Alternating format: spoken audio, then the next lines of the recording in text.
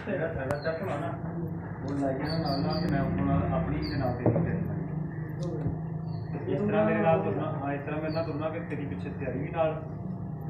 मार भी लवाई ते थल्ले होकर तुम मार लाई ना ज़्यादा भी लगा तो मैं तैयारी करने में नाल खड़ा हूँ कि मैं आके ला इसलिए तो ना उन्हें फिर वो अपना जाने अपना काम हाँ जी माल कैसा कैसा ये बात है इतना ही रहे शाम तक तो रहूँगा अल्लाह चलिए मैं कहना माल मानिए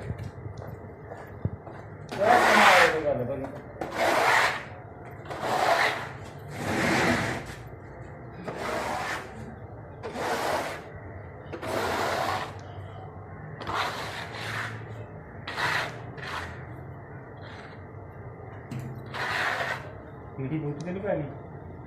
पीटी पाएगी